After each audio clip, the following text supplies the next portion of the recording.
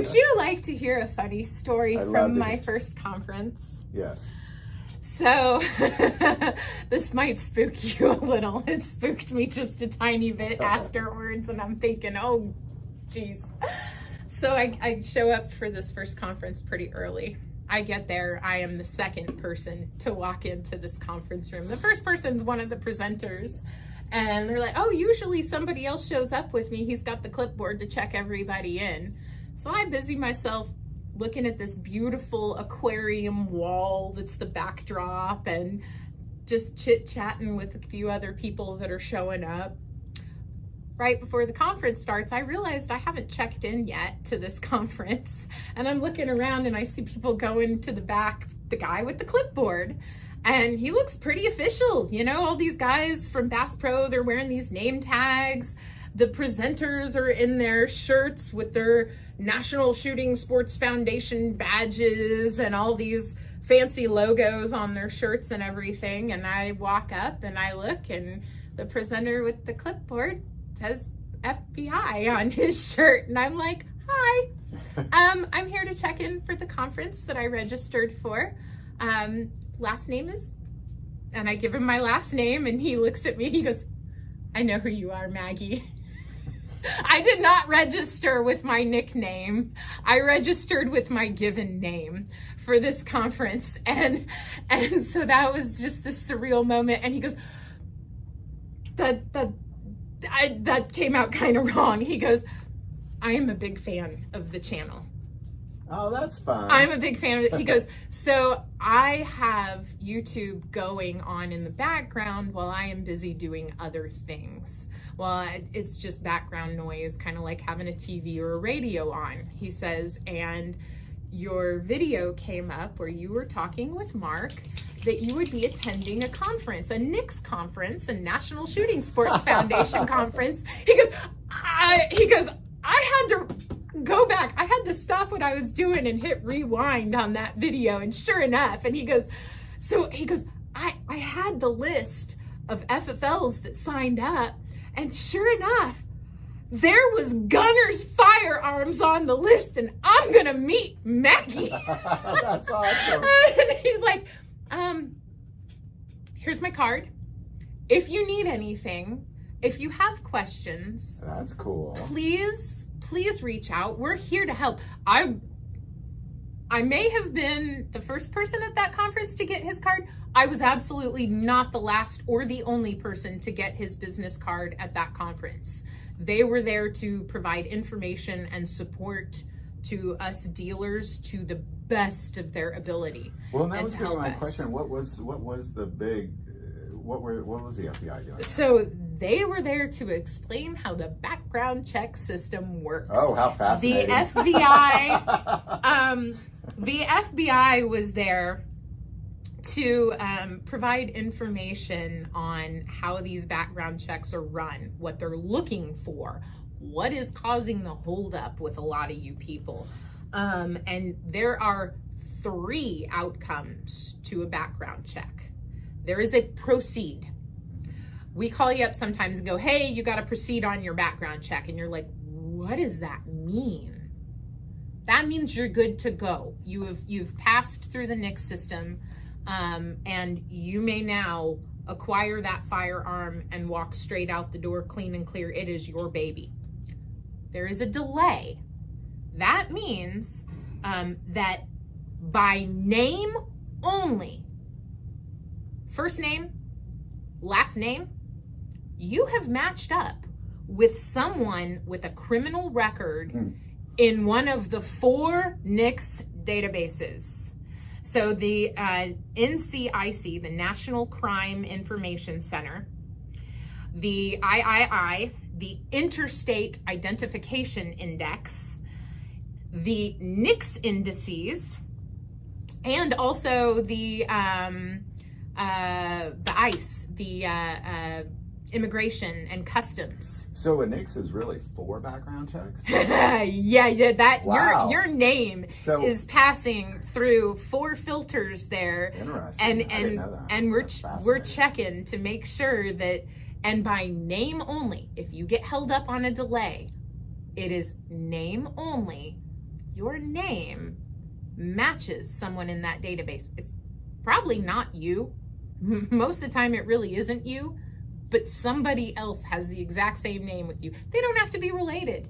They can be on opposite sides of the freaking country. With my name down in Springfield and Branson area, strangely causing all sorts of trouble. Have you ever purchased a firearm in that area and potentially been held up? Okay. But I use my middle name, and he's got a different middle name. Okay, so I think that might be what that does help. Yeah. Also, question 16 on Form 4473 says, if you have a social security number, it's optional. It's not required, but that is one additional point that differentiates you from somebody else that potentially has your same name and is on a list of registered offenders or felons or domestic violence or illegal aliens or someone who is not lawfully or legally supposed to be here or lawfully or legally supposed to own firearms. Okay. So it is a name-based check only. Question 17 on Form 4473 is your UPIN, Unique Personal Identification Number. A lot of you do not have one. A lot of you do not need one. That is an additional identification marker, and it means that you have willingly submitted to a NICS check through those 4 databases. You also send in a photograph and fingerprints, and it proves that you are you, and then they issue you a unique personal identification number. Different than anybody else. It's different than your social security number, but for some of you with very, very, very common names, this stops you from getting denied erroneously for the purchase of a firearm. And in some cases, it can make the delay time and the processing time of your background check much shorter. Well, now, I find that interesting because I believe the state of America right now, in general speaking, is anything you can do to kind of eliminate any sort of trouble you might have, you should do. For example, like everybody in our family went and got a global entry card. That way when we come back into the U.S., we're like, oh, like even if something, because with everything going on with immigration right now, it was just our way of being like, let's bypass all that. And let's cover CYA. Cover everything. There's a bunch of us in this family. Let's say. So I think that's interesting.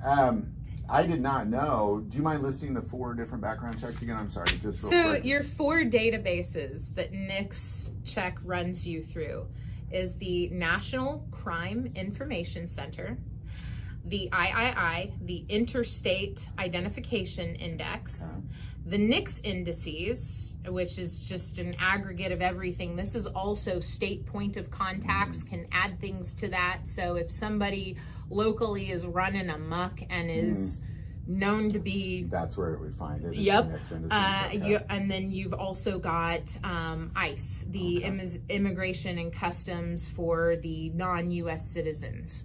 Most of them that are here legally, and that percentage that is not supposed to legally be here. For people whose green cards have been expired for many, many, many years, get it all squared away and in order. And you really, so that's. Now what else the FBI have there?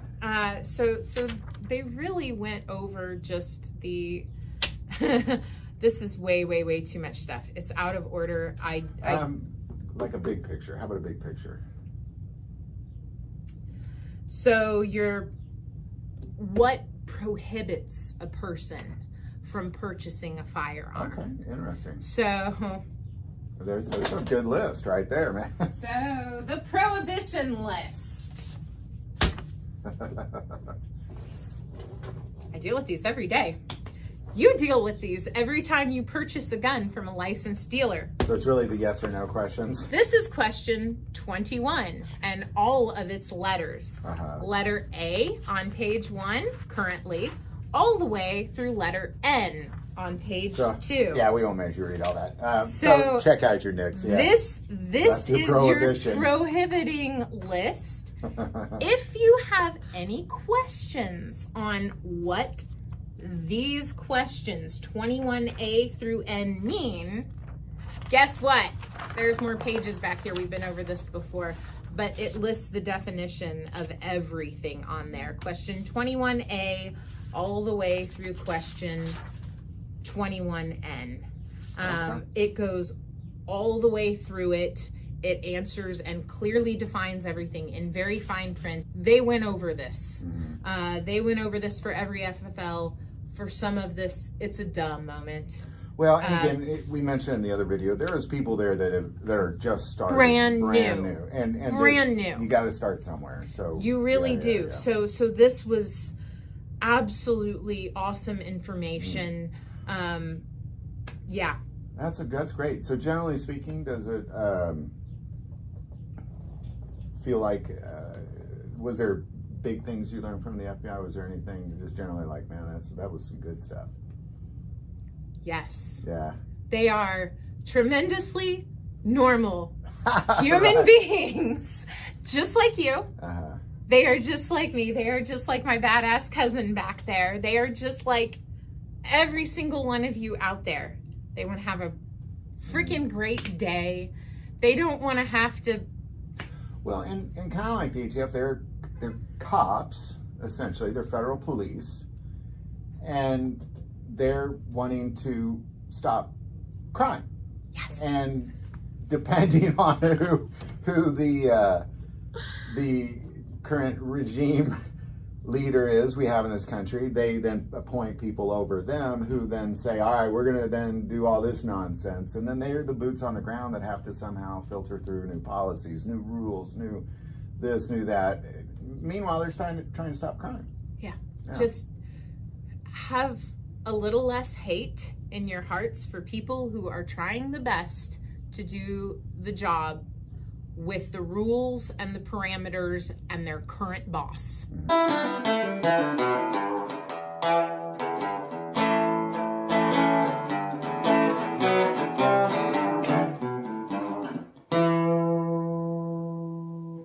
As many of you may or may not know, about a year ago I was dealing with a very serious heart condition. And through some procedures and a dramatic change in my lifestyle, I've found my way to a whole different level of health.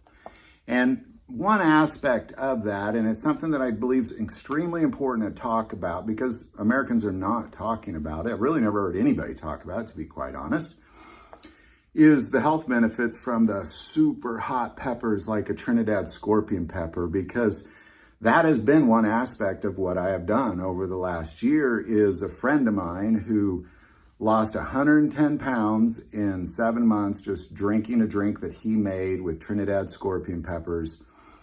I've been doing that as well. I saw how it changed him. I wanted in on that. And what it has done is, it's been one aspect of it. Of course, diet, exercise, that sort of thing is very important as well. But what this has done is not just allow me to lose weight, but I sleep better. I have a better outlook on life. I was actually having lunch with the guy that makes this the other day, and his brother committed suicide. He was dealing with addiction, he was dealing with depression, and he committed suicide. And my friend believes wholeheartedly, had he invented this drink before that, he would be alive today. And I kind of question that, like, well, that's a big statement to make. But ultimately what he's claiming is the capsaicins in those super hot peppers really satisfy your pituitary gland, which is the basis of addiction.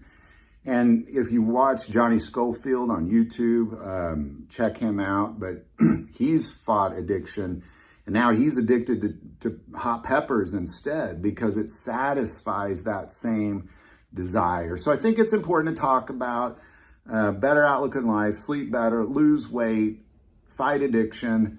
The link's below. Check it out. Just drinking Trinidad scorpion peppers, and it is hot. I'll give you a little warning, but he's taken out the binding agents that, so when it's hot, it's only hot for like a minute or two. It doesn't burn for hours. So there you go, man. I couldn't put down Trinidad scorpion peppers. This is how I do it. That link is below.